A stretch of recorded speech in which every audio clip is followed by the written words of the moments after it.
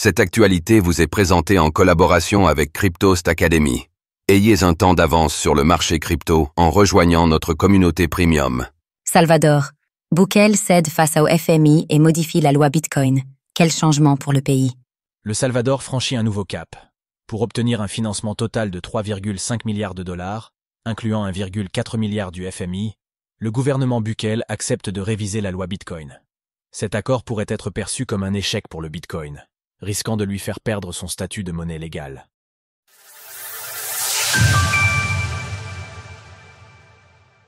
Une victoire pour le Salvador, une défaite pour Bitcoin. Pendant la crise sanitaire de 2020, le Fonds monétaire international, FMI, avait accordé une aide d'urgence de 389 millions de dollars au Salvador. Depuis, les relations entre le FMI et le pays sont au ralenti, notamment en raison de l'adoption du Bitcoin comme monnaie légale au mois de septembre 2021. Cependant, la politique menée par le gouvernement de Nayib Bukele commence à porter ses fruits et attire l'attention autour du monde. Ces dernières années, le Salvador a enregistré une croissance économique modérée, avec une hausse du PIB de 2,8% en 2022 et de 2,4% en 2023.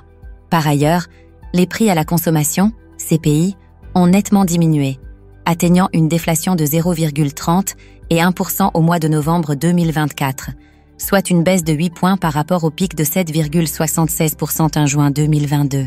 Pour aller plus loin, découvrez l'équipe de Découvre Bitcoin, des francophones qui collaborent avec le gouvernement salvadorien.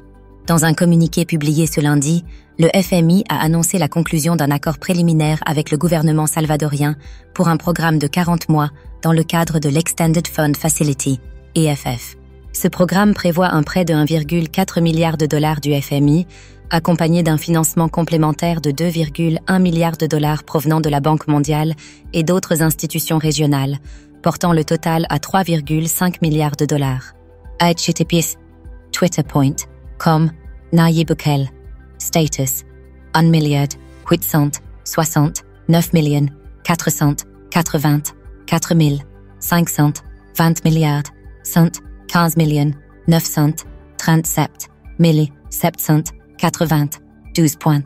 Cet emprunt permettra au Salvador de consolider son économie en stabilisant ses finances publiques, tout en soutenant des projets sociaux, notamment l'amélioration des infrastructures, le développement de l'éducation et l'élargissement de l'accès aux services de santé.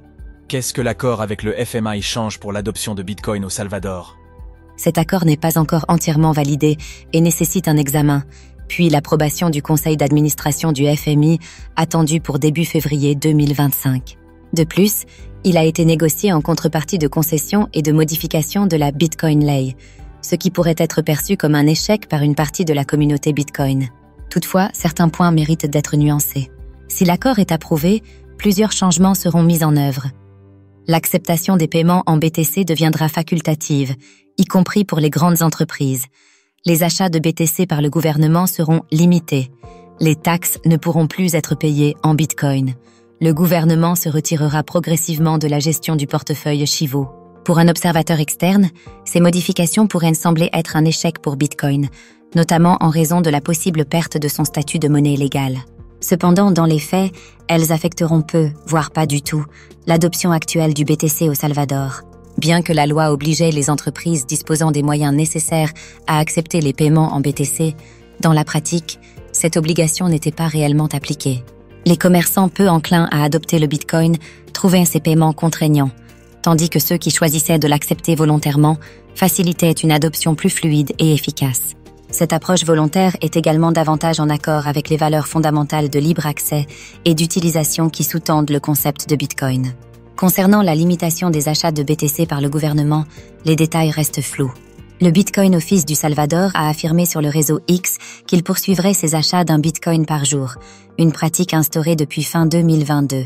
Par ailleurs, seule une minorité de Salvadoriens et d'expatriés utilisaient réellement Bitcoin pour payer leurs taxes.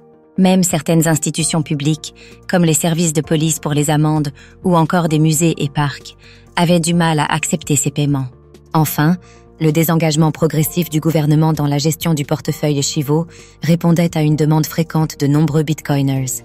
Bien que le compromis de centralisation soit pertinent dans certains cas, L'implication d'un gouvernement dans la garde de Bitcoin est perçue comme un risque accru de censure politique, contraire à l'esprit d'une utilisation libre et sans intermédiaire du protocole.